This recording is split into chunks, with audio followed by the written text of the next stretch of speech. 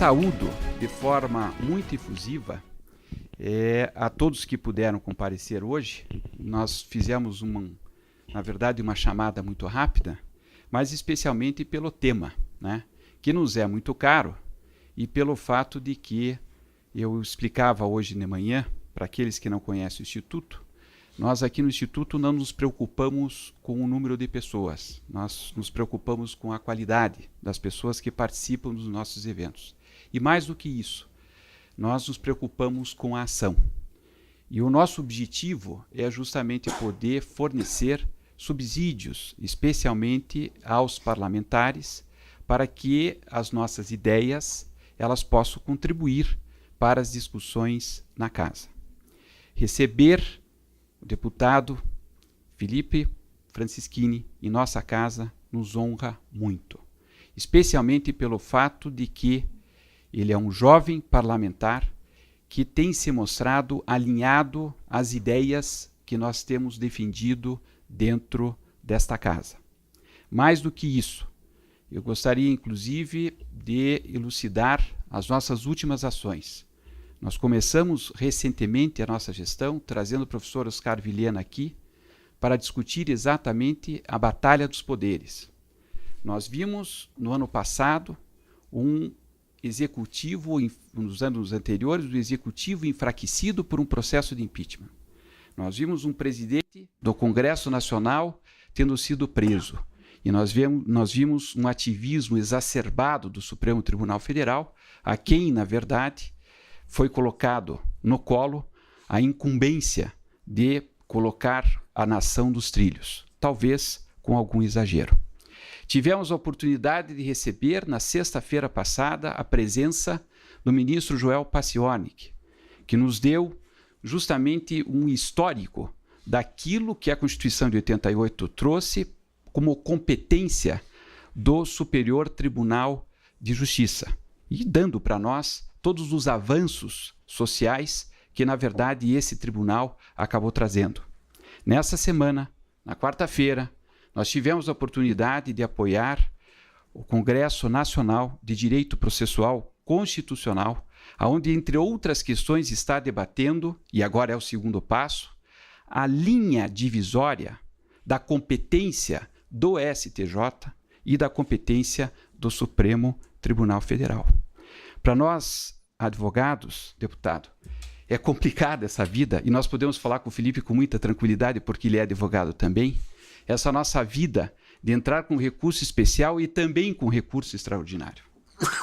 De ter aquela angústia de eventualmente não ser admitido nem o especial e nem o extraordinário, porque é mais fácil não ser admitido esses recursos. É uma vida bastante complicada. Nem a jurisprudência e nem a doutrina acabou discutindo ou acabou enfrentando essa questão. Nós não temos uma linha muito divisória. Mas existe uma matéria que, na verdade, ela se sobressai e que ela passa desde os primeiros tribunais ou desde o juiz natural da primeira instância a discutir a Constituição, que é justamente a matéria de direito tributário. Ela é exceção, né? Por mais inútil que a gente possa eventualmente considerar o tribunal de primeira instância, ou eventualmente até os tribunais regionais, esperando então o posicionamento do STJ e finalmente do Supremo, todos nós sabemos que a discussão dentro da matéria tributária ela é cara sob enfoque sempre da nossa Constituição Federal. Pois bem, na semana que vem nós vamos participar, a diretora acadêmica do Instituto, juntamente com um dos nossos conselheiros, que é decano da PUC, vamos discutir a questão dos 100 anos das sociedades limitadas. É evidente, todos vocês sabem, do retrocesso que nós tivemos, infelizmente, com relação ao Código Civil, que amarrou, que na verdade burocratizou. Mas nós sabemos, por outro lado, todas as iniciativas legislativas que estão sendo tomadas para as pequenas empresas no sentido de desburocratizar, no sentido de simplificar. Nós estamos indo, juntamente com o nosso associado Paulo Busnardo, que hoje se encontra aqui, para as jornadas do STJ, justamente porque o Instituto, na autoria do professor Paulo Busnardo, acabou, na verdade, colocando enunciados que nós gostaríamos que fossem recebidos, né, nessas jornadas do STJ, justamente no sentido da simplificação, no sentido de que nós possamos, na verdade, fazer com que o nosso país ele tenha condições de compreender qual é a carga tributária e trabalhar de uma maneira leve, de uma maneira simplificada.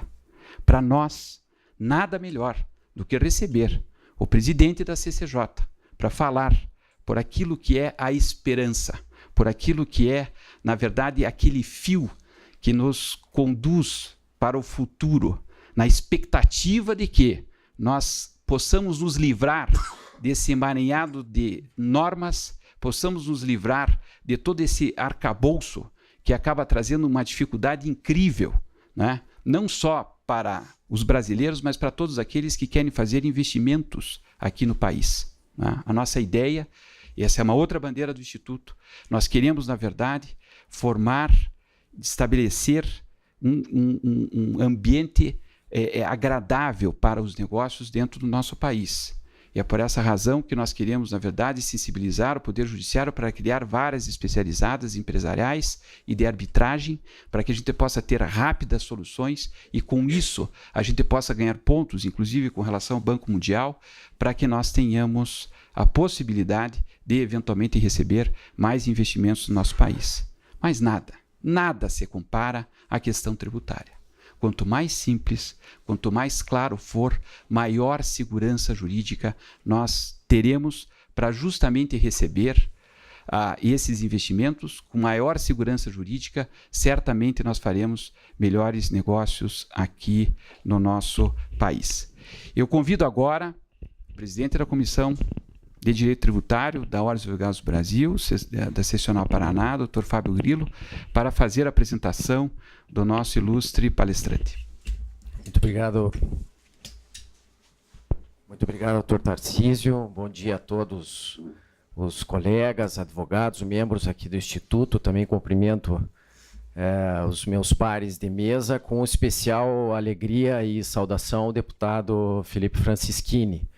Como tive já a oportunidade de registrar na sessão do Conselho Seccional da OAB que tivemos agora em maio, em que o deputado já compareceu lá e elucidou muitas questões relacionadas à reforma da Previdência, além de ser um advogado que, enfim, nos honra com essa sua profissão, deputado também paranaense, curitibano, trouxe e elucidou questões relevantes da reforma da Previdência e agora também está encampando, diante já da audiência pública e da aprovação desse projeto de emenda constitucional da reforma tributária, provando que está à frente dessas discussões e está encampando os esforços no sentido de viabilizar um sistema tributário mais justo e mais atualizado em relação ao resto do mundo aqui para o nosso país.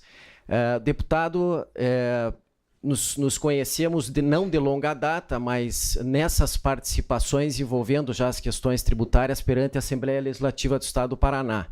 Foi esse registro que tive a honra de fazer lá na OAB, no sentido de que o canal de comunicação durante questões sensíveis que nós enfrentamos em relação à tributação no Estado do Paraná, sempre foi o deputado Francischini, no sentido de ouvir principalmente as demandas do G7, ouvir as demandas da advocacia e também coordenar, digamos assim, os interesses e as obrigações com as próprias autoridades da Secretaria de Fazenda do Estado do Paraná.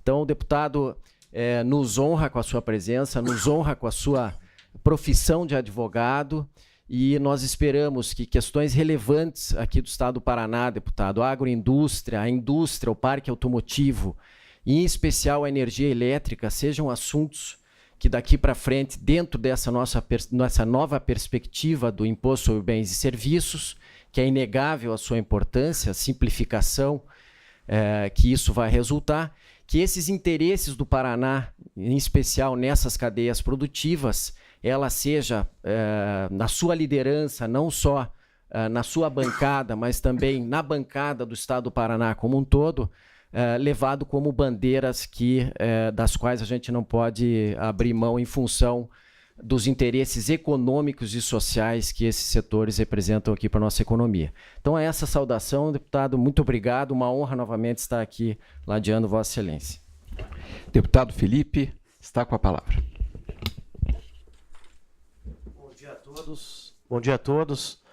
É um prazer estar aqui com todos vocês, aqui no Instituto, de onde derivou a Ordem dos Advogados do Brasil, que tem uma importância histórica imensa para todos os advogados brasileiros. Nosso presidente Tarcísio, agradeço pelo convite. Dr. Kifuri também, que tem me acompanhado, todos esses debates públicos sobre temas de relevância nacional pelo Brasil todo. Dr. Fábio Grillo, que, como falou, já tínhamos um trabalho lá na Assembleia Legislativa em alguns temas fiscais e tributários, e também envolvendo a nossa função como advogado, que alguns projetos tramitaram por lá na última legislatura, que tivemos um bom diálogo com a OAB e conseguimos barrar bastantes absurdos que estavam previstos em projetos de lei que depois foram retirados ao longo da tramitação legislativa. Cumprimento todos vocês, pessoal. Eu acho que hoje o nosso objetivo é ser um pouco mais informal aqui, até porque nosso ambiente de trabalho já é bastante formal. Então hoje eu acredito que eu venho mais para responder perguntas, para que a gente possa fazer uma previsão política dos temas que podem tramitar ou não no Congresso Nacional, até porque hoje a mídia, e eu passei por isso, está muito focada na reforma da Previdência. E de maneira correta, a reforma da Previdência é algo que tem que ser discutido, é uma reforma muito dura. Hoje é meio a meio, metade da população apoia e metade não apoia. No entanto, é um tema de bastante importância e que a mídia tem tratado praticamente só ele, deixando de lado a tributária, deixando de lado a reforma da justiça, reformas constitucionais. Então é importante que a gente venha para prestar conta e também para falar o que está tramitando de verdade e o que não está, até porque muitos deputados apresentam projetos só para gerar o fato político, mas não há ambiente político interno para a aprovação desses projetos. Então eu sei o quão difícil, porque eu já tive do outro lado, como estudante, como advogado, como deputado estadual que não tinha acesso ao Congresso Nacional, da gente começar a ter um tema que envolve o nosso dia a dia de trabalho ou de relações humanas, e a gente vê tramitando no Congresso Nacional e fica morrendo de medo ou muito feliz, com uma expectativa enorme, que acaba não se concretizando. Então, eu acho que a minha função hoje mais é rodar, principalmente aqui em Curitiba, no Paraná, explicando todos os temas que as expectativas podem ser alocadas de maneira correta.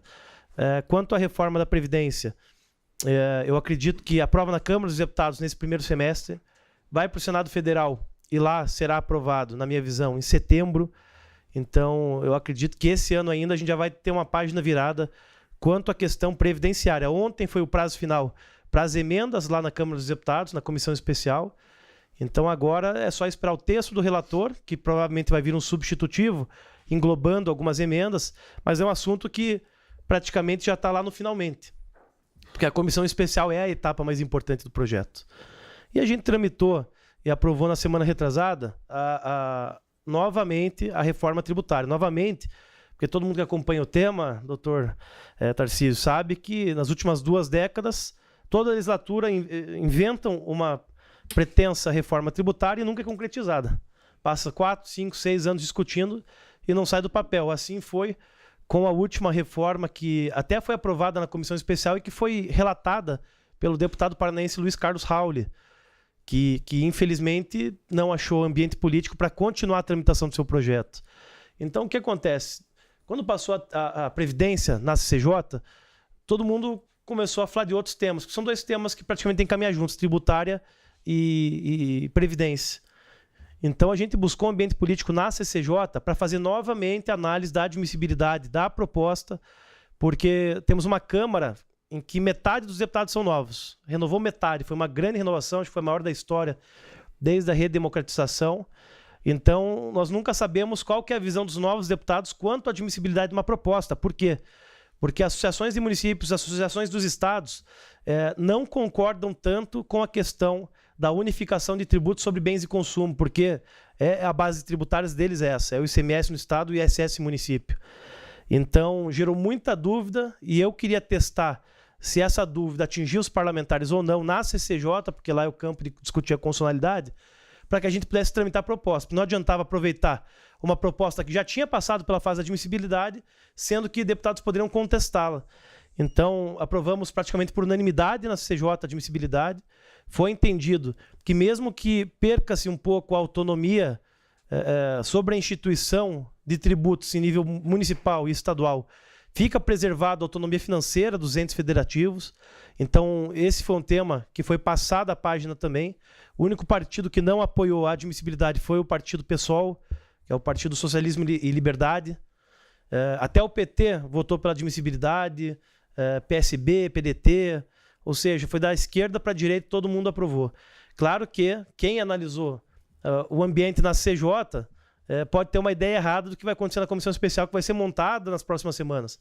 Porque ali todo mundo aprovou a admissibilidade, sabe que é importante ter uma reforma tributária, porque ninguém concorda com o sistema atual, com tantas injustiças regionais do jeito que é alocado, mas todos os partidos que você conversar vão ter opiniões diversas. O PSL, Novo, Democratas vão ter uma visão mais liberal. Vai para o PT, PSB, PDT, é uma visão mais estatista, uma visão mais de desenvolvimento regional a partir de benefícios fiscais que são concedidos. Então, agora, o debate começa esse debate de mérito, é o debate quanto a qual é a melhor reforma tributária a ser aprovada. Então, todo o texto que nós aprovamos na CJ é um texto que eu posso afirmar aos senhores que não vai ser o texto final aprovado pelo Congresso Nacional. Muitas mudanças virão agora, muitas supressões. Eu acho que a base do texto do Bernard Api, que é o economista que formulou, junto com outros economistas da FGV, o texto, é de simplificação tributária. O que o API fala? Que é um sistema totalmente desordenado, tem ICMS, ISS, PIS, COFINS, IPI, tudo numa mesma cadeia. Muitas vezes tem empresas que pagam todos os impostos dentro da cadeia. Então, essa simplificação, na visão do API, com todos os estudos econômicos que ele fez, só a simplificação básica, sem redução de tributo, de alíquota. Só a simplificação pode trazer um acréscimo de PIB no Brasil de 15% em 10 anos. De 10% em 15 anos, desculpem. Então, você veja, só a simplificação sem redução de tributo já gera um aumento do PIB no Brasil. Isso vários economistas falando, né? Então, a proposta, eu vejo que ela é importante. Todo mundo que já viajou para outros países sabe que, na maior parte, é o IVA, que é o Imposto sobre Valor Agregado. Muito mais fácil de recolher, muito mais fácil de cobrar, muito mais fácil de fiscalizar. O problema do Brasil, que eu sempre falo, presidente, é a questão da colcha de retalhos. Eu percebo isso no dia a dia lá na CJ. Nós temos um sistema federativo copiado em partes do sistema americano, temos um sistema de república copiado em partes do sistema alemão, temos princípios de outros países e de outras teorias aplicados no Brasil e alguns que vieram tarde demais, por exemplo, o princípio da vedação de retrocesso. Discutimos isso na admissibilidade. O pessoal no Brasil, a grande maioria da doutrina brasileira, aplica o conceito de não retrocesso do jurista Canotilho de quando ele formulou a sua teoria, décadas atrás. Hoje ele já mudou a sua teoria, mas poucos entendem isso. Até o presidente da Comissão de Direito Tributário, o Maneira, tocou muito nesse assunto e foi muito importante estar na comissão. Então o Brasil ele é uma coxa de retalhos. A gente fica copiando várias experiências. Deu certo na Espanha, vamos copiar esse pedacinho aqui. Deu certo na Itália, vamos copiar esse pedacinho. E acaba que a gente não consegue fazer algo para o Brasil. Nós temos que toda hora ficar mudando a Constituição. PEC da Bengala, por exemplo, é o exemplo mais claro de todos. Tá a Dilma, tá o Lula, não queremos que eles indiquem mais ministros para o STF. Então vamos fazer o quê? Vamos aumentar a idade da aposentadoria compulsória do Supremo Tribunal Federal, e claro que daí você tem que atingir todo o funcionalismo público para 75 anos. Então, você vê, é um caso específico, por causa de um presidente que você não concorda, por causa de algo que você não quer que ele faça, você altera a Constituição. E agora, qual que é o debate depois disso? Gente que quer tirar os atuais ministros, quer baixar para 70 novamente, e gente que não quer deixar o ministro Sérgio Moro entrar, quer aumentar para 80. Então, ou seja, a nossa Constituição ela é um joguinho político no Brasil que todo mundo fica tentando puxar para o seu lado. E essa a visão que eu estou tendo na CJ hoje. Eu barro qualquer tentativa, eu nem designo relator, muito menos pauta a matéria, quando eu vejo que é joguinho político, que são essas artimanhas. Tem um projeto lá, por exemplo, uma PEC, que ela acaba com a função do vice-presidente, vice-governador e vice-prefeito. Que mesmo que o ocupante do cargo principal fique impedido, que o vice não assume. Em 90 dias tem nova eleição. Por quê? Por causa do Mourão com o Bolsonaro, por causa do Crivella com não sei o que no Rio de Janeiro. Então, assim, eu falo muito para os deputados lá, principalmente os que não têm vivência na área do direito, na área constitucional, que a Constituição não pode ser uma coxa de retalhos, senão daqui a pouco a gente vai ter que fazer outra Constituição. E eu já tenho essa teoria há bastante tempo, que a nossa Constituição, infelizmente, ela não representa tanto os anseios populares. Por quê? Porque é justamente isso. Toda hora a gente vai alterando. Tem a PEC da regra de ouro agora também que eu estou discutindo, que é o artigo 167, inciso 3º, que é o motivo que cassou a presidente Dilma Rousseff. Fizeram a regra de ouro para poder enrijecer as finanças públicas, a sua aplicação, sua fiscalização a partir da Lei de Responsabilidade Fiscal, que é a Lei Complementar 101, e daí veio várias regras. Uma delas é a regra de ouro, que você não pode fazer operação de crédito superior a gastos com capital. O que acontece? Agora tem uma PEC para alterar os entendimentos da regra de ouro, para não ser mais crime de responsabilidade do presidente que não a cumpre, para estabelecer outros critérios. Então, o que eu tenho feito na CJ é barrar essas tentativas de tentar toda hora alterar a nossa Constituição sem uma grande justificativa de interesse público. Então, a reforma tributária, doutor, o que eu posso falar para os senhores? Que vai começar agora na comissão especial essa análise do mérito, lá vão começar as modificações necessárias ao projeto. Na visão hoje do Paulo Guedes, qual que é? Acabar com o protecionismo no Brasil. Por exemplo, política anti-dumping do alho. A China tem um alho mais barato que o do Brasil. Vamos colocar uma restrição e os chineses têm que pagar mais para trazer o seu alho para o Brasil. Nós temos hoje o alho mais caro do mundo pago aqui no Brasil, e o alho está na cesta básica. Então, esse tipo de política protecionista, eu acredito que, pelo menos na gestão do presidente Bolsonaro e do ministro Paulo Guedes, vai aos poucos acabando. E qual que é a visão do API, que é uma visão que eu concordo, mas que vai ter muito debate no Congresso Nacional, que está na reforma tributária? É a questão de você parar com os benefícios fiscais. Parar de toda hora pegar o setor de eletrodoméstico, o setor de carro, o setor regional, por exemplo, a Zona Franca de Manaus, incentivo no Nordeste, e ficar fazendo política de desenvolvimento econômico a partir de tributação. Na minha visão, isso é totalmente errado. Na minha visão, isso tem que ser alocado ao orçamento. Tem uma região pobre, não vamos dar um benefício fiscal para uma empresa se instalar lá. Porque isso vai contra a economia, vai contra o livre mercado. Você dá um benefício fiscal e a empresa só se instalar nesse local por causa do benefício fiscal, já mostra que você está indo contra a lógica de mercado. Vai ter que aumentar o custo de produção lá em seguida, vai ter que construir uma estrada muitas vezes que não leva a nada a lugar nenhum, só porque conecta uma empresa que recebeu um benefício fiscal. Então a melhor maneira de fazer política pública para desenvolver regionalmente o Brasil é alocando orçamento. O Nordeste é pobre? Beleza, vamos discutir, vamos colocar política de turismo lá, vamos investir pesado em turismo. Vamos liberar licenciamento para novos hotéis. É esse tipo de discussão que tem que ser feita para desenvolver o Brasil e não dar benefício fiscal. Isso gera o que a gente vê de São Paulo, Paraná, Santa Catarina, que é a guerra fiscal. É BMW que vem para cá, mas recebe mais Santa Catarina, vai para lá. Frigoríficos que saem do Mato Grosso vão para São Paulo. Empresas de pneu que saem de São Paulo e vão para o Mato Grosso. Ou seja, a gente acaba invertendo a lógica da cadeia econômica. A gente para de aproveitar os potenciais de cada estado e começamos a dar benefícios fiscais para empresas que vão para outros estados em virtude do benefício, mas que não é o local adequado para desenvolver a atividade. E muitas das vezes a gente troca emprego. É uma coisa muito interessante que foi ressaltado lá na CJ, que você pega uma empresa de pneu, que nem eu disse, no Mato Grosso, que deveria estar em São Paulo, gera 4 mil empregos. Pega um frigorífico, joga em São Paulo, gera 4 mil empregos, devia estar no Mato Grosso. Você troca os 4 mil empregos, acaba tudo na mesma.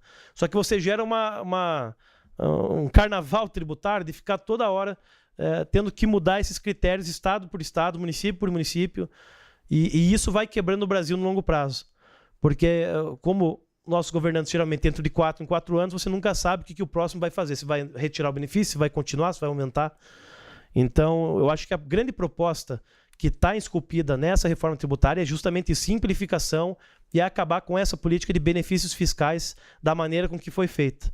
Até porque hoje é trilionário já o mercado de benefícios fiscais, renúncias fiscais em cima de tributação. O governo vai mandar agora também a sua proposta tributária. O Marco Sintra, que é o secretário da Receita Federal, ele quer fazer uma grande reforma no imposto de renda, então já foge dessa reforma do Bernard Api, e a gente vai acoplar todas essas propostas para poder fazer aí sim uma grande reforma tributária envolvendo todos os entes, né? Eu acho que essa do imposto de renda é bastante importante. O presidente Bolsonaro tinha falado da questão dos R$5 mil para a faixa de isenção no imposto de renda.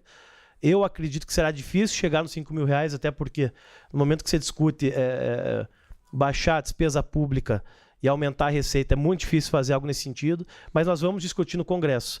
O que eu quero dizer, presidente Tarcísio? Aqui especialistas conhecem mais da área tributária do que eu, porque eu tenho que tratar de vários temas, mas eu quero estar aberto, deixar meus contatos com o Instituto, com a OAB, com todos vocês, para que vocês mandem as dúvidas para o meu gabinete, para que a gente já possa mandá-las. Isso aprova, isso não aprova, para que haja previsibilidade jurídica. O nosso cliente cobra a previsibilidade. Eu acho que é isso que tem que ser focado. Outras 2 reformas que nós vamos tocar agora após a tributária, que tem também conexão com ela, é a do Pacto Federativo. Paulo Guedes quer mandar para o Senado já no mês que vem a reforma do Pacto Federativo, mudando toda a questão que a gente entende da relação entre os estados, municípios e União. Essa, na visão do ministro Paulo Guedes, que ele me falou por telefone esses dias, vai ser a grande reforma junto com a Previdência. Na visão dele, é Previdência e Pacto Federativo.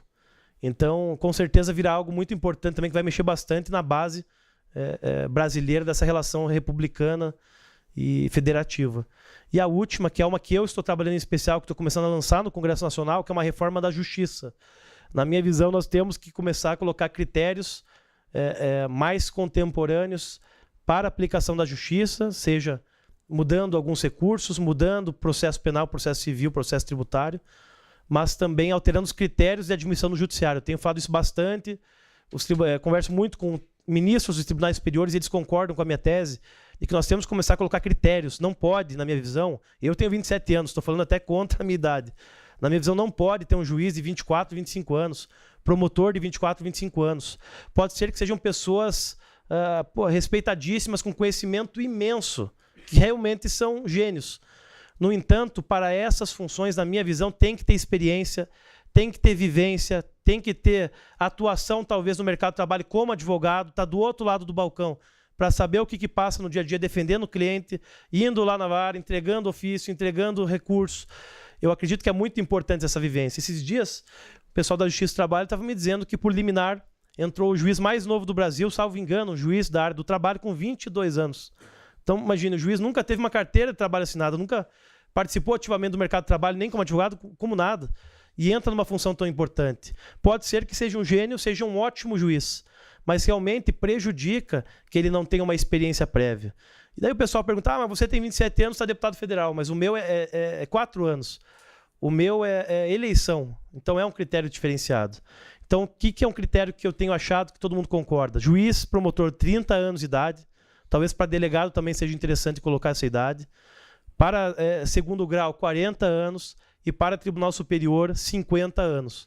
É algo que a gente tem achado, porque realmente nós vemos até mesmo ministros do STF que entraram com 37, 38 anos e vão sair de lá com 75.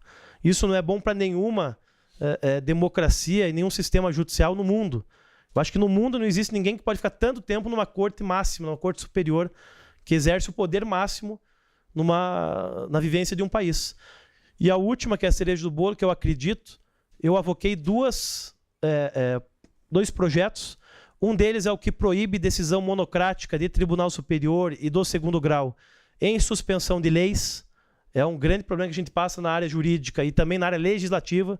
Você vai lá, o Congresso Nacional, depois de 10 anos, consegue legislar e o presidente sanciona uma lei. Vai lá um ministro monocraticamente do STF, diz que a lei é inconstitucional na visão dele, que tem uma análise prévia de inconstitucionalidade, suspende a vigência da lei e demora-se lá 5, 6, 7, 10 anos para julgar pelo Pleno. Então, o projeto que eu vou relatar proíbe essas decisões monocráticas quando se refere a processo legislativo. Tem que ser decisão do Pleno. TJ, a mesma coisa. A gente teve agora a lei das bebidas, que foi aprovada na Assembleia, que libera a cerveja nos estádios de futebol. Por uma decisão também, ficou 2 anos parada e o órgão especial, na semana retrasada, julgou, se não me engano, por 21-3 a constitucionalidade da lei, 2 anos depois. Então, esse tipo de ação não pode acontecer num regime jurídico constitucional sólido. Tem que ser decisão do Pleno, não monocrática. E a outra é essa questão também dos tribunais superiores começarem a ter uma idade. Eu acredito que STF, STJ, TSE foge desse caso. Mas os tribunais superiores como um todo, os principais, têm que colocar uma idade fixa, tem que colocar que fica 10, 15 anos no máximo. Não pode mais ficar tanto tempo como é hoje, né? 10 anos é o critério que a gente tem achado que é o mais conveniente, até porque 10 anos que o ministro fique, por exemplo, no STF, ele consegue colocar suas posições, gerar sua jurisprudência, fazer a sua contribuição para o país, mas mais do que isso eu acho que prejudica. Mais do que isso, você prejudica a oxigenação do sistema judiciário, do sistema de decisões judiciais, e eu acho que isso é muito importante e que mexe bastante no nosso dia a dia. Então são esses 4 eixos que nós vamos trabalhar esse ano, governo Bolsonaro e Congresso Nacional. Reforma da Previdência, que já está bem avançada, reforma tributária, que começa agora a discussão do mérito, que a gente vai estar aberto para receber as solicitações, e eu gostaria muito de receber as solicitações dos senhores durante a etapa de tramitação, reforma da justiça, mudando alguns critérios de admissão, critérios de julgamento e critérios de processos, e também a reforma do Pacto Federativo, que hoje também eu já fui deputado estadual e agora estou como federal. Realmente é esdrúxulo o nosso sistema federativo da maneira como é posto, em termos principalmente de competência legislativa. Hoje, na minha visão, se fosse continuar assim, era mais fácil fechar a Assembleia Legislativa ou fechar as câmaras de vereadores, porque realmente a competência legislativa é minúscula. Você passa lá 4 anos e não consegue fazer leis que realmente mudem a vida das pessoas. O deputado estadual, às vezes, chega a ser pior, porque a competência local é do município, a competência geral é da União, e você fica lá talvez com um pouquinho de direito ambiental, que não é aplicado, pega um pouquinho de direito do consumidor, que também não é aplicado, e outros tipos de legislação você não consegue. Trânsito não pode, penal não pode, civil não pode, trabalhista não pode. Então, realmente, eu acho que essas 4 reformas, se forem discutidas de maneira séria, se o Congresso Nacional fizer a sua função, nós teremos realmente um novo Brasil, não sei se muito melhor ou talvez um pouco pior, mas um novo Brasil para os próximos anos. Acredito que muito melhor para todos nós, porque hoje no Brasil, infelizmente, não há segurança jurídica nas relações comerciais, falta estabilidade econômica e falta previsibilidade no que está sendo aprovado e no que está sendo discutido nesses órgãos, né? Então, presidente, deixo à disposição aqui do Instituto, falei demais já, mas fico à disposição de perguntas, e também depois eu gostaria de mandar para a presidência todos os projetos que estão tramitando sobre tributário, não é só a PEC, tem outros projetos que falam de recursos tributários, e um do CARF agora que está rodando também, que acaba com o voto de Minerva no CARF. É um projeto que vai ser aprovado no Congresso Nacional, que nós vamos encampar esse projeto, acabar com esse negócio de voto de Minerva ser sempre pró-fisco. Então, todos esses projetos eu quero passar para a presidência para encaminhar aos nossos advogados para terem noção de tudo que está tramitando e o que eu vou botar do ladinho lá. Isso, grande chance de ser aprovado, pouca chance, para que a gente possa ter previsibilidade nas nossas nossos pensamentos e com nossos clientes, né? Então, muito obrigado, estou à disposição de vocês. Um grande abraço a todos.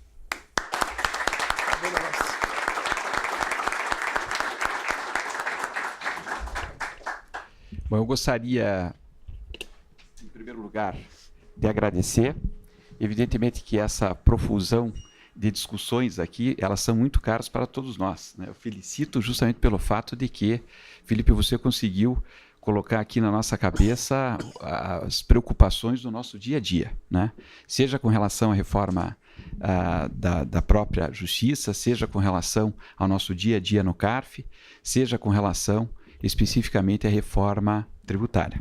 Então, já parabenizo de antemão essa sua iniciativa de poder trazer para nós aí essas questões que sempre são um alento, né, para todos nós, porque é justamente isso que nós esperamos dos nossos parlamentares, né, que essas mudanças elas venham e que determinados entraves eles não acabem acontecendo.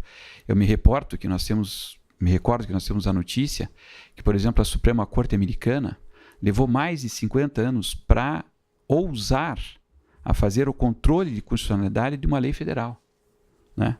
A lei é lei, né? Não há presunção de inconstitucionalidade, né? Nós acabamos vivendo dentro de uma ideia de que todo mundo pode discutir tudo. É evidente que sim, né?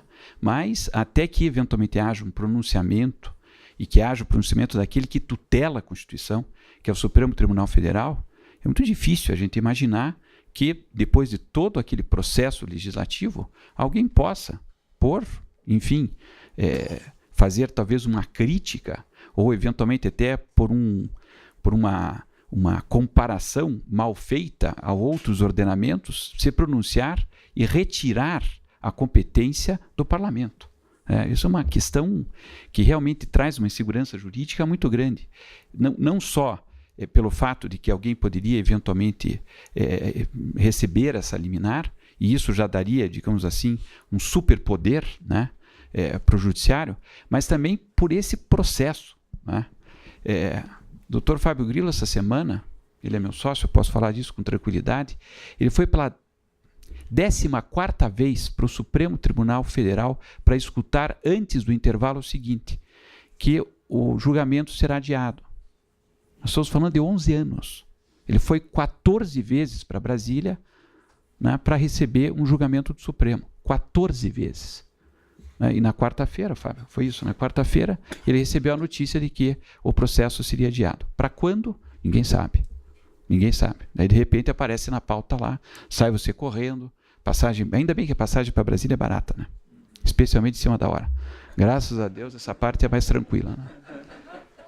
E nós temos, lembrando sobre essas questões de tribunais, deputado, também uma questão aqui que nos é muito cara, eu não sei até que ponto, evidentemente isso provavelmente não vai passar pela CCJ, mas vamos contar com o seu apoio, que é a história dos tribunais regionais, né? Nós já temos à altura o estado do Paraná, já temos estatística, já temos aí toda uma estrutura para recebermos o tribunal aqui no Paraná, né? Então nós gostaríamos também, já de público eu faço esse apelo, de contar com o seu apoio para que esse tribunal, ele seja também, se for o de Minas Gerais, que o nosso vá na sua cola, para que a gente possa, na verdade, também advogar com maior proximidade, digamos assim, e também com sotaque mais paranaense, né, com relação às questões que vão para o segundo grau na esfera federal. Eu abriria, então, a palavra ao nosso, também, não foi constituinte, mas foi deputado, nosso membro, doutor Cleverson Marinho Teixeira. Seja, por favor, com a palavra. Tá, bom dia a todos. Já conversamos ali na sua chegada, né, meu caro deputado. Já que você lembrou, também fiz parte da Comissão de Constituição e Justiça, mas já lá se vão muitos anos. Da Comissão do Código Civil, fui relator do Livro da Família. Tudo isso não é para me vangloriar, mas o ambiente nos faz lembrar. E da importância da atuação no Congresso Nacional. Infelizmente, temos uma pessoa com bastante visão, não obstante a sua idade, mas o seu conhecimento, a sua experiência como deputado estadual, a própria experiência familiar também, isso tudo naturalmente. E mais uma vez, mais um paranaense, mais um curitibano. O Paraná atualmente tem se colocado nacionalmente de forma bastante positiva, no sentido de buscar a melhora e a correção dos equívocos que existem no país. Mas eu pedi a palavra principalmente porque você me permita tratá-lo dessa forma, né? Que colocou essa questão do TRF. Eu não sei se todos sabem, eu sou o presidente da Comissão Especial da Ordem dos Advogados em defesa da instalação do TRF6 aqui em Curitiba, aqui no Paraná, abrangendo Santa Catarina e Mato Grosso do Sul, o que também é muito importante para o nosso estado. É uma região de que somos bastante irmanados e a questão ela está suspensa em razão de uma liminar absolutamente indevida do presidente do Supremo Tribunal, no exercício, no mês de janeiro, quando exercia sozinho o poder do Supremo Tribunal, ele deu uma liminar e suspendeu a emenda constitucional aprovada pelo Congresso Nacional, que criou o TRF 6, 7, 8, 9, ou seja, o 6 em Curitiba, no Paraná, o 7 em Belo Horizonte, o 8º em Salvador, Bahia, e o 9º em Manaus. E se explica até por que Manaus. Exatamente pelas distâncias. Que Manaus, hoje, a Amazônia é atendida em Brasília. E quando eu falo em custo Brasil, porque, aliás, o custo que isto representaria aos cofres públicos, a instalação desses tribunais, eu tenho argumentado, e o custo do Brasil, e o custo nosso, o custo da nação, o custo daqueles que precisam defender os seus interesses nos tribunais. Isso é um custo do país. Talvez seja maior o desperdício de você ter que percorrer distâncias em busca do direito E vocês sabem que, não obstante hoje nós temos os meios eletrônicos, mas a proximidade, a presença, o contato, o argumento que nós, advogados, precisamos e sempre tem os seus efeitos junto ao próprio magistrado, que às vezes não está, de tanto volume de tantos processos, não está sequer ao par do processo que nós estamos tratando, está lá com o seu assessor. Então, realmente, a Justiça do Trabalho foi um exemplo disso. Eu era da Comissão de Constituição e Justiça quando criou-se o TRF, o TRT do Paraná, o nono, da 9ª região, que abrangia Santa Catarina. E em seguida, hoje, em todos os estados, já temos o Tribunal Regional do Trabalho.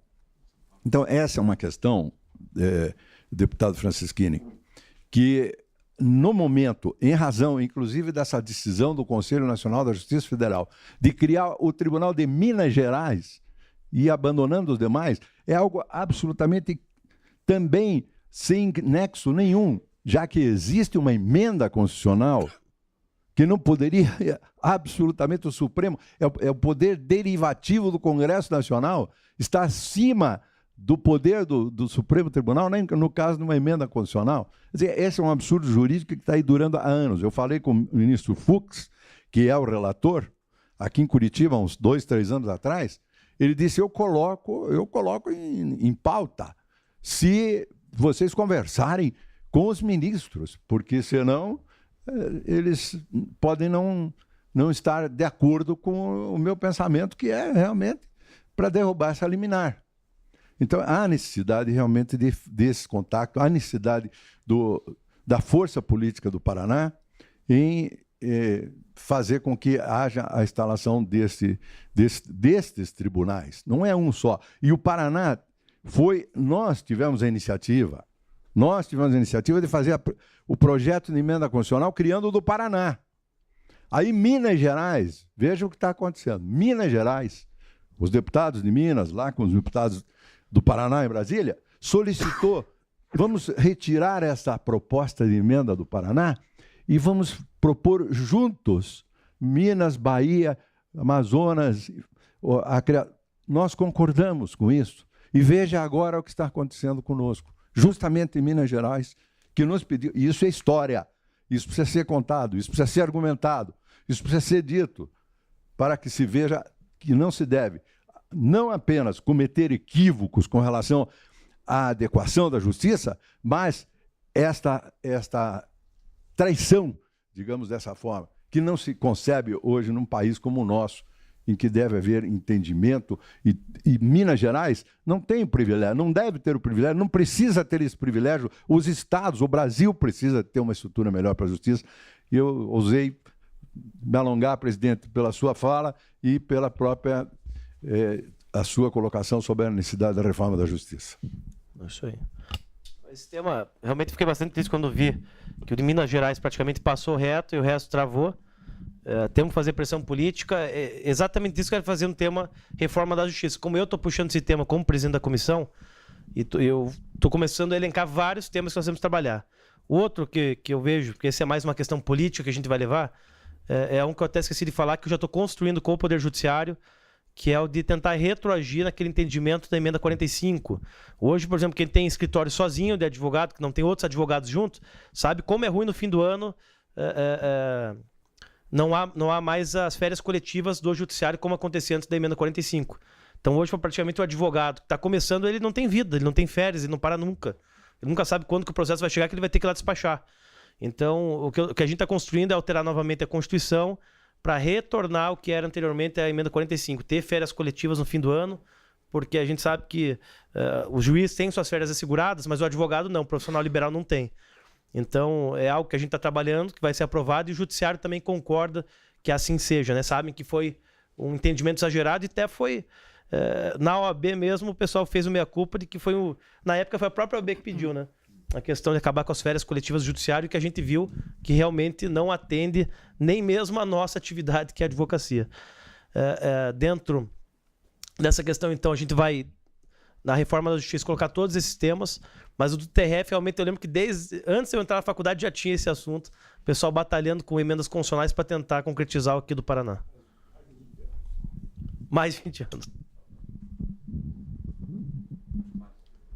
Matheus tem um questionamento aqui, ele pediu para mim antes aqui, só um minutinho. Bom dia a todos, bom dia, deputado. Como o senhor pode perceber aqui, o tema da reforma tributária é um tema muito caro a todos nós como operadores do direito tributário. Muito caro a nós que somos operadores de direito tributário, é algo que nos preocupa, porque é um tema que há anos se discute e nunca se chegou a uma solução.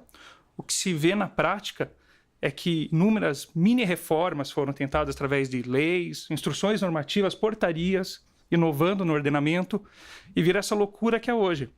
Você vê um contencioso tributário cheio, os tribunais lotados de discussões em matérias tributárias. Isso não é culpa dos contribuintes. Isso é culpa de um sistema que se mostrou ineficaz. Então, é a hora da gente repensar isso. Então, é um tema muito importante. Eu queria primeiro parabenizar pela conduta de fazer passar esse projeto, chegar na discussão nesse ponto que estamos. E agora nós temos que fazer avançar. E o que eu gostaria de lhe perguntar, como o senhor está lá dentro e talvez tenha essa percepção, o que preocupa agora é o momento, é a questão não só constitucional, etc., mas a questão política. Porque o que tem se discutido muito é que o projeto, na forma como está, do IVA ou IBS unificado para todo ente federativo, não passará. A ideia é fazer um IVA, um IBS federal, e, na sequência, tratar da questão estadual e municipal, principalmente por conta do receio de governadores e prefeitos perderem essa autonomia que eles têm hoje na gestão dos seus recursos. Temos aqui também representantes da Receita Estadual, representantes da indústria. Outro ponto que chama atenção é essa questão dos benefícios. Um dos receios, eu acho importante essa questão do benefício da não concessão de benefícios ser tratado, mas um dos receios é que, não havendo benefícios, que a atividade econômica se concentre no eixo Rio-São Paulo, como basicamente é hoje.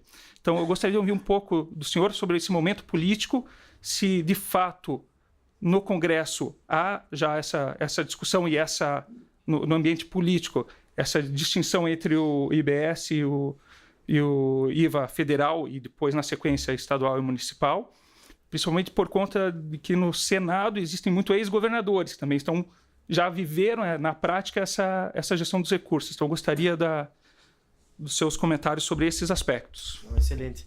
Quanto à ideia do governo federal inicialmente, que a PEC não é do governo federal, não é do governo, né? A PEC é do deputado Baleia Rossi, líder do MDB. Era fazer apenas o IBS federal. Fazer lá PIS, COFINS e IPI. Mas, o que eu vejo? Isso já está certo. Isso aí, em qualquer hipótese, passa, como se fosse um IBS federal. Mas eu acredito que a condição política é que passe do jeito que está, com 5, tudo dentro, PIS, COFINS, ICMS, ISS e IPI. Então, na minha visão, politicamente, esse é um tema que eu não vi ninguém indo contra, né? Talvez os governadores, os prefeitos vão fazer alguma pressão, mas nenhum deputado comentou sobre esse assunto de que feriria a autonomia dos municípios e estados. Então, eu acho que passa esse assunto. Qual que é o mais difícil? É justamente dos benefícios tributários. Tem os deputados do Amazonas, tem a Zona Franca, tem os deputados do Nordeste, que tem uma série de incentivos, deputados do Norte também, lá do Acre, Roraima, Rondônia. Então, esse vai ser, eu acho que o ponto nevrálgico, vai ser a maior discussão, a questão da política de desenvolvimento regional. A visão do governo e a visão do Bernard Api, que é o mentor da PEC, é de que seja por orçamento, alocando investimento público, turismo, saúde, educação, obras, e na visão realmente dos deputados, eles, claro, vão defender os seus eleitores, vão defender os seus estados, né? Então, o deputado do Amazonas muito dificilmente votará para mudar alguma questão da Zona Franca de Manaus, alguma questão de incentivo para o resto do Brasil, tirando a competitividade da Zona Franca. Então, o problema vai estar nos benefícios. Na questão de juntar os tributos, na minha visão, não. Isso aí passa tranquilo. É a questão dos benefícios que vai pegar realmente. Porque os deputados, eu até entendo que muitos podem ter a visão de que tem que acabar, mas politicamente não conseguem defender por seus estados receberem muitos benefícios econômicos em virtude dos benefícios fiscais, né? Então, esse vai ser o problema da PEC. Nós temos um questionamento lá no fundo. Bom dia a todos. Meu nome é Luiz Alberto Kister, eu sou engenheiro.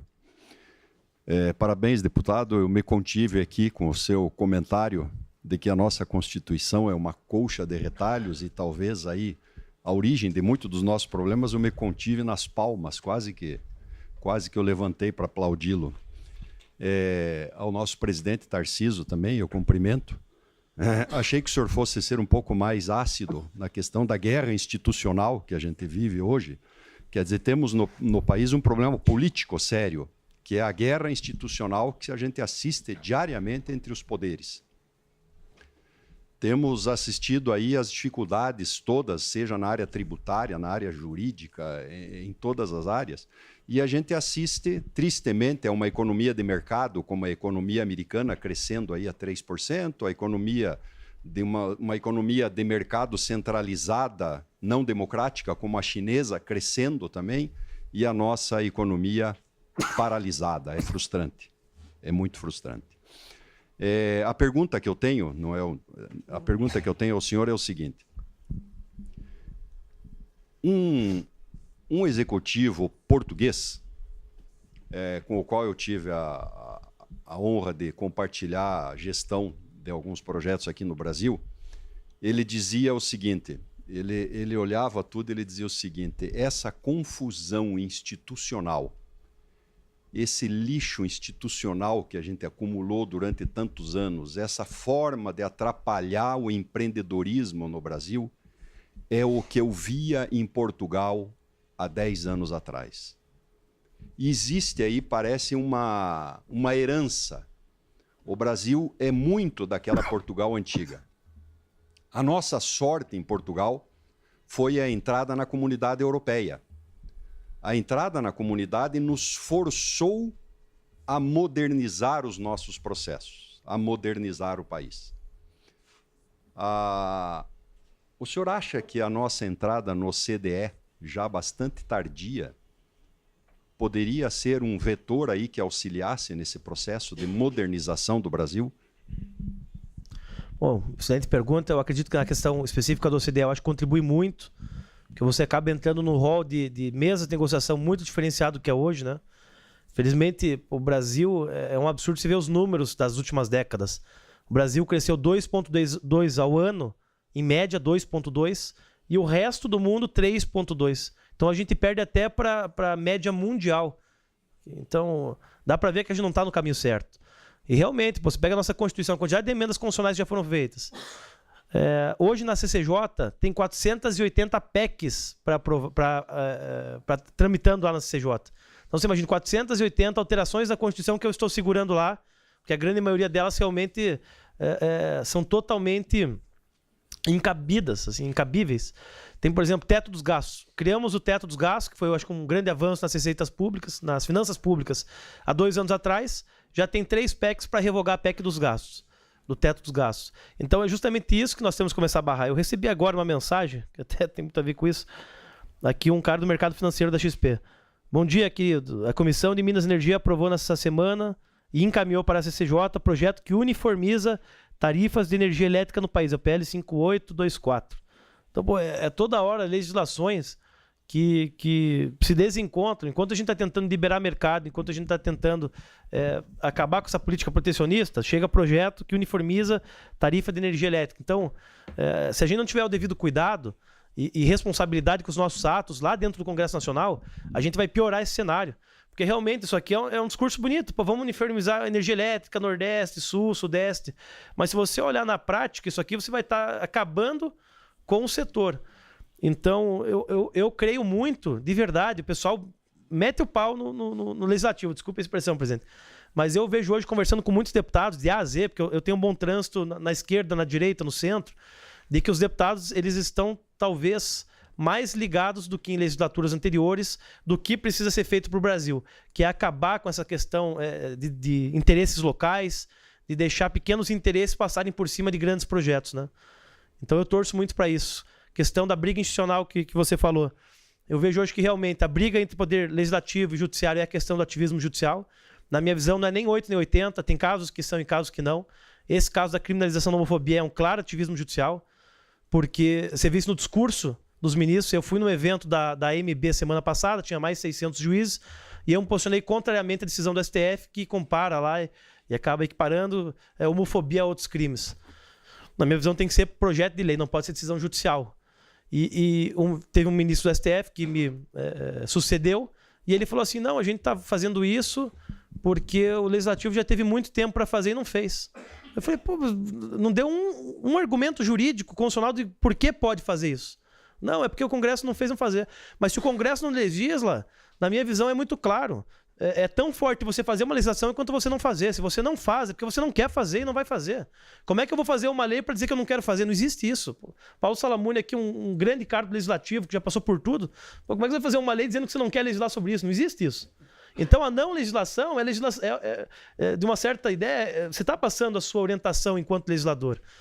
Então, o ativismo ele existe. O problema hoje é esse, que tem casos em que o STF extrapola. Na minha visão, que eu quero pautar também nas reformas de justiça, é regulamentar melhor o CNJ, o Conselho Nacional de Justiça. Eles acabam entrando em várias questões que não são da alçada deles. As resoluções deles parece que são projetos de lei, às vezes são até PECs, porque altera até visão constitucional. Então, o que a gente não pode é ter superpoderes no Brasil, que podem tudo e que não prestam contas para ninguém, né?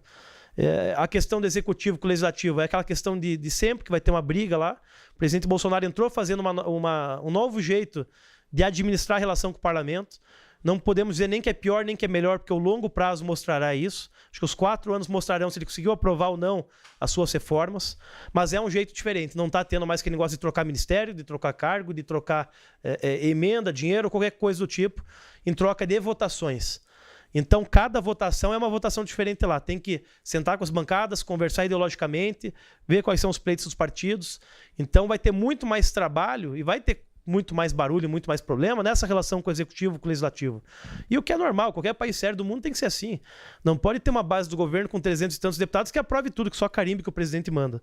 Na minha visão, isso é errado. Eu, como PSL, partido do presidente, eu não concordo com muitas políticas públicas propostas pelo governo federal. Mas a base, claro, a base central eu concordo. Mas o que era muito ruim no Brasil, esse debate político, você sabia antes da votação como é que era. 350 sim, 100 e pouquinhos não. Porque você já tinha essa questão feita. Ah, tem partido, tem esse ministério, outro partido tem aquele, então esses partidos vão entregar os votos para essa matéria. Mesmo que não concordem, eles vão entregar os votos por medo de perder os ministérios. Então, para mim, ficou, como legislador, analisando o cenário, ficou muito melhor. Eu acho que esse ponto ficou muito bom. E algo que eu sempre falo é de não criminalizar o que chamam de centrão. Não existe centrão. O centrão foi algo da época do ex-presidente Eduardo Cunha, que ele criou para fazer o contraponto a Dilma Rousseff. A Dilma lá tinha a direita, que já era oposição a ela, tinha os partidos de esquerda que a apoiavam, e criou-se o centrão, que são aqueles partidos que eram da base dela, mas que estavam começando a ver que estava afundando o barco e quiseram sair fora. Ali criou o centrão. Hoje o que eu vejo não é centrão, são partidos de centro, alguns um pouquinho mais pesados na negociação política, alguns muito tranquilos, mas que eles não são base do governo e nem oposição. Eles discutem matéria por matéria. Só que o próprio jeito de política que o governo está fazendo compele as coisas a acontecerem assim. Então, é muito natural o que está acontecendo hoje. E eu vejo assim, a clara tendência da Câmara dos Deputados, para que a gente possa analisar todo o cenário, é amplamente liberal. Grande maioria dos deputados são liberais na economia. Querem desburocratização, liberação do mercado, simplificação do sistema tributário, sistema de prestação cartorial. Então, assim, projetos liberais vão ter muita facilidade para tramitar na Câmara dos Deputados. De outro lado, projetos da área dos costumes já não. Esses eu imagino que vai ter, e esses são a base do presidente Bolsonaro, vão ter grandes problemas. Por exemplo, a questão de porte de armas, como projeto de lei aprovado na Câmara vai ser uma grande discussão. A questão que envolve igrejas, que envolve aborto, nascituro, questões religiosas, essas sim vão ter um grande problema no Congresso Nacional, porque o Congresso Nacional não é conservador hoje, ele é um liberal. Então, para vocês possam fazer as previsões de vocês, tudo que for matéria econômica, por isso que está sendo tão fácil de tramitar, aos trancos vai tramitando a área econômica, mas a área de costumes vai ter muito problema, e é muito provável que poucas coisas sejam aprovadas pró-conservadorismo, né? Então, atendendo um pouquinho a tua pergunta, falei demais já. Falou.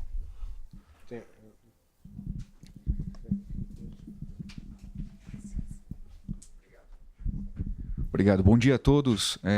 Deputado, eu me chamo Emanuel, sou um advogado aí que milita na área do direito empresarial. E uma lógica estruturante, assim, de todo raciocínio que, quando a gente vai desenvolver alguma forma de organização societária, é a não tributação dos dividendos. Nós temos isso como uma premissa estruturante dos nossos raciocínios. Esse tema veio à tona na campanha presidencial passada. praticamente todos os presidenciáveis falavam a respeito dessa possível tributação ou necessária tributação dos dividendos. E, como o senhor mencionou a respeito desse substitutivo que está sendo preparado, né, pela Secretaria da Fazenda, como o senhor avalia essa questão da tributação dos dividendos? Nós precisamos começar a pensar de outra maneira nos próximos 2 anos a respeito dos dividendos, ou ainda prevalece a ideia, existe receptividade política da ideia de que dividendos não precisam ser tributados ou não devem ser tributados? Senhor Rosselari, no caso assim, eu ouço muito falar sobre tributação de dividendos. Até alguns economistas que a gente ouviu na reforma tributária falavam sobre isso, tentar acabar com a tributação sobre a folha de pagamento para poder gerar mais emprego, mas em compensação criar, né, instituir tributação sobre dividendos. Na minha visão, assim, política do Congresso não passa assim. Um projeto altamente liberal, com discurso liberal, e que hoje, se você for ver, todo o Congresso Nacional está agarrado no discurso da liberdade econômica. Todo o Congresso Nacional. Porque não são conservadores, também não são progressistas, ficam nesse meio termo ali desse jogo conservador-progressista, mas no campo liberal é bastante claro. Então, na minha visão, não tem ambiente político para aprovar qualquer novo tributo, tipo uma nova CPMF ou algo parecido, ou tributação de dividendo. Mesmo que muitos falem sobre isso, alguns do governo talvez queiram, mas não passa no Congresso, na minha visão. Pois bem, eu vou passar agora então a palavra ao nosso associado Paulo Salamuni. Vai ser a última pergunta. Eu sei que o deputado tem compromissos, todos nós também temos que aí cuidar da nossa vida. Gostaríamos de ficar muito tempo com o deputado e já estamos aqui fazendo um convite para que ele retorne outras vezes ao Instituto. Eu gostaria também de chamar o Luiz Felipe Cunha, que é o nosso vice-presidente, para ele vai fazer a entrega, né, depois de uma lembrança aqui do Instituto, e nós finalizaremos então com o nosso associado Kfouri, após o Paulo Salamuni. Pois não. A minha homenagem, presidente Tarcísio, ao Instituto, sempre pelos relevantes temas e debates que aqui nós nos debruçamos. Prezado, estimado deputado Francischini, é bom vê-lo à frente da CCJ por vários motivos. Primeiro, um jovem parlamentar já não vem com os vícios de origem dos parlamentares mais antigos, um paranaense num cargo relevante da República, né, deputado Cleves. E nós temos que tomar um cuidado muito grande, porque não há outra saída, e eu fico assim tranquilo com as suas colocações, porque percebo nelas que vem ao encontro do que penso também lato sensu. Primeiro, assim, eu me lembro, na época do regime de exceção, que se falava assim: nós tínhamos um poder executivo armado, um poder legislativo desarmado e um poder judiciário alarmado, né? Quer dizer, era o que acontecia. Hoje, numa metáfora exagerada um pouco, o que no meu modesto entendimento acontece? Nós temos um poder legislativo que não legisla, por vários motivos que foram colocados, inclusive pelo senhor aqui. Um poder, um Ministério Público que julga e um poder judiciário que legisla. Então, nós precisamos organizar um pouco essa nossa res pública, porque é nesta confusão que nós vamos caminhando. Primeiro, o seguinte, em hipótese alguma, nós podemos demonizar a política. A origem etimológica da palavra política é polis, é relacionamento humano, urbano. Nós fazemos política dentro de casa, né? Com a esposa para convencer o filho, com o filho, para o irmão, etc, etc. Então é óbvio que hoje, num país de dimensão continental, heterogêneo, idiosincrático, como é o nosso, não é fácil resolver estas questões. Eu me lembro bem, e aqui foi colocado pelo deputado, quando eu fui presidente da União dos Vereadores do Paraná, teve uma PEC que rodou, que é uma média que roda essas PECs maiores de 12 a 15 anos, sobre o número de cadeiras nas câmaras municipais. E quando isso foi decidido pelo Congresso, ato contínuo, eu não me lembro se a ministra, acho que era presidente do STF, simplesmente engavetou a decisão do Congresso e chamou para si esta responsabilidade, que vem ao encontro, um exemplo do que está sendo dito aqui. Então, é preciso deixar o Congresso legislar. Nesse sentido também, eu concordo perfeitamente que acabar com esse balcão de negócios, eu até não gosto de usar exemplo pessoal, mas aqui, quando um associado nosso, o deputado Gustavo Frutti, foi prefeito de Curitiba, eu fui presidente da Câmara, depois líder do governo, em hipótese alguma, isso era um pacto que eu tinha com ele, até por uma questão de princípio inegociável, nós não negociamos nada que não fosse republicano com qualquer um dos 38 vereadores da Câmara de Curitiba. Não tinha qualquer espécie de compra de qualquer tipo de apoio. Agora, havia uma intensa negociação política.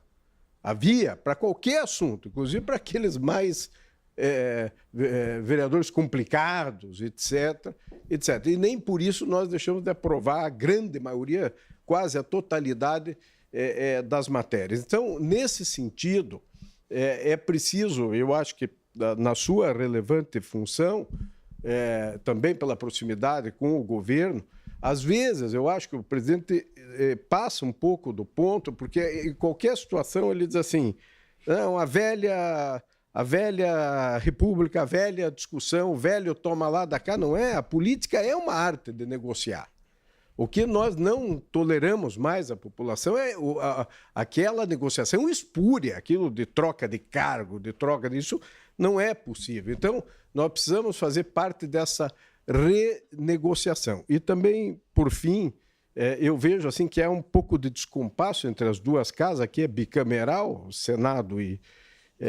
quando o Senado reclama, por exemplo, que chega em cima da hora as questões, bom, então nós não vamos votar porque não deu tempo de analisar, etc. Então, estamos precisando dar uma reorganizada na República para que estas questões fluam, né? Então, talvez essas reformas tenham que vir e partir do próprio Poder Legislativo. Agora, demonizar a política não há outra solução, a não ser que nós fechemos Congresso, etc. Mas daí o que vem depois? Nós não aceitamos isso como advogados, como democratas, etc. Então, nesse sentido, eu quero cumprimentá-lo, porque sinto que esta preocupação de Vossa Excelência no sentido de dar este crédito ao Poder Legislativo, que ele legisle para que os outros poderes, cada um siga a sua vocação institucional, né?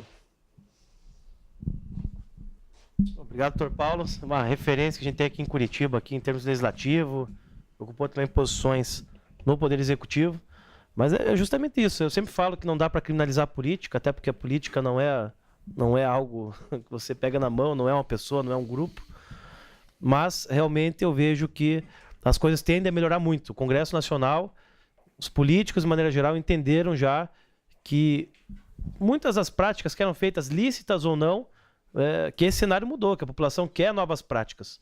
A população quer os poderes bem estabelecidos. A gente não tinha 10 anos atrás população cobrando do STF determinadas posturas em ações judiciais. Não que o STF seja sempre errado ou sempre certo.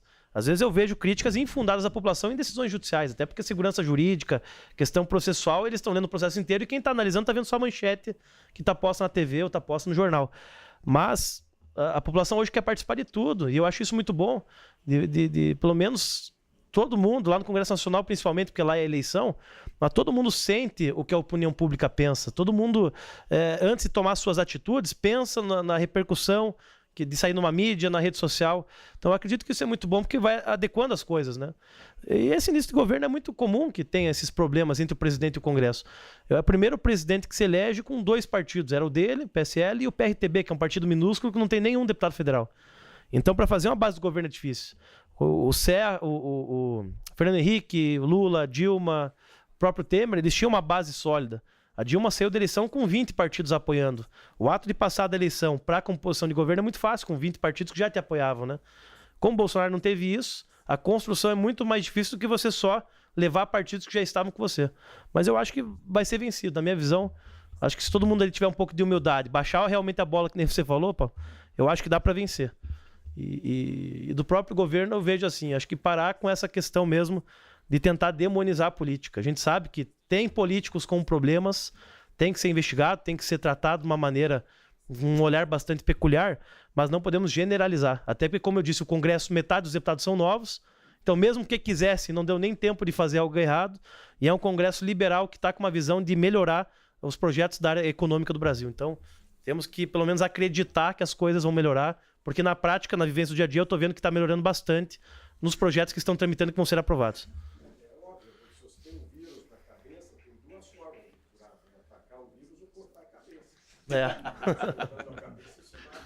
Mata o paciente. Isso aí. Mata o vírus, perde a cabeça. Isso aí. Eu vou passar então a palavra ao Dr. Kfouri, já agradecendo também por ter sido aí o nosso interlocutor com o deputado Felipe, para que ele pudesse, na verdade, dividir, compartilhar com a gente aqui essa manhã que foi maravilhosa. Caro presidente, agradecendo, desejar gentileza, né, em seu nome, fazendo referência aos diretores, nosso vice-presidente Luiz Felipe Cunha, Dr. Paulo César Busato Júnior, nosso diretor de patrimônio, muita satisfação, né, de pertencer aos quadros do Instituto, né, cujo convite recebi, nosso senador Paulo, do querido Alcides Alberto Moés da Cunha, né, saudoso, né, à época, inclusive, o nosso deputado Fruit esteve ingressando nos quadros, e parabenizar, presidente, o papel, né, que o Instituto tem realizado nessa importante estabelecimento de relações, né, e propiciar o debate para que a gente possa contribuir de fato, né, com aqui alguém que viabiliza, né, a oportunidade de construção conjunta fundada sempre numa base técnica, né, deputado Felipe, o que eu ressalto, né, com bastante ênfase. E nesse sentido trago, presidente, o abraço, cumprimentos do presidente da Comissão Nacional de Acompanhamento Legislativo, o doutor Ticiano Figueiredo, comissão a que pertenço, para justamente fazer o enaltecimento, né, do trabalho e do compromisso que o deputado Felipe Francischini tem prestado não só à classe, mas à República, né, da forma da sua atuação republicana. Foi emblemática a sua posição quando manifesta publicamente que pouco importasse se viesse do governo, né, ou viesse de um dos deputados a proposta de reforma tributária, né. O que se pretendia era buscar o atendimento ao interesse público e assim mostra firmeza nas suas posições, que realmente nos orgulha de tê-lo como representante do Congresso Nacional, sendo um paranaense, um advogado e um economista, né. E numa segunda medida, gostaria também de te parabenizar e te agradecer pela oportunidade eu tenho tido, né, pela atuação na Comissão de Acompanhamento Legislativo, de acompanhar a atuação dele nas questões que envolvem os interesses da advocacia. Por exemplo, nessa semana, a gente tem em pauta o PL 10.980 de 2018, né, que é muito caro à advocacia porque cria ali, ou pelo menos tem a pretensão de criar critérios objetivos para que se promova, ou quando se promover, a contratação direta dos escritórios de advocacia sob o critério da inexigibilidade, né? Ou seja, o critério do 25, parágrafo 2º da Lei de Licitações, que depois de efetivado eventualmente pelo gestor público, acaba sendo, após prestado serviço, muitas vezes questionado por ministérios públicos de comarcas diversas e faz com que o advogado que prestou o seu serviço, exerceu o papel no curso do munus público, seja questionado no exercício da atuação. Então, agradecer, né, pela atenção e, mais uma vez, parabenizar o Instituto pela excepcional atuação e as oportunidades que cria. Chamar agora o nosso vice-presidente, Felipe Cunha, apresentar aqui um singelo agradecimento ao deputado Felipe Francischini. Deputado, em nome do Instituto dos Advogados do Paraná, eu gostaria de agradecê-lo, dizer que estamos em júbilo pela sua presença em mais uma típica manhã curitibana. Há 2 semanas atrás recebemos aqui o ministro Joel Ilan Paciornik, em exercício no cargo de ministro superior do Tribunal de Justiça, e hoje, mais um grande prestígio à nossa administração, aos associados do Instituto, recebemos o presidente da Comissão de Constituição e Justiça da Câmara dos Deputados, advogado, e para nós é motivo de grande satisfação e só nos incentiva a continuar promovendo esse debate da cultura jurídica, que é um dos pilares do Instituto dos Advogados do Paraná. Então, eu gostaria de passar às vossas mãos um certificado dando conta da vossa presença aqui nessa manhã.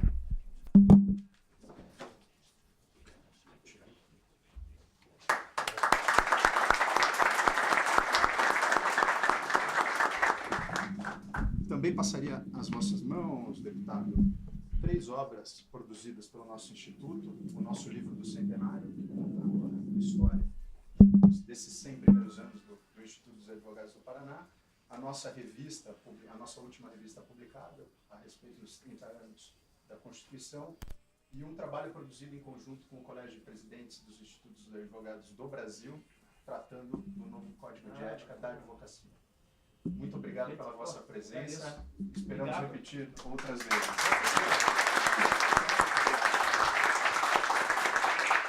Obrigado pela presença de todos e eu declaro encerrados os nossos trabalhos.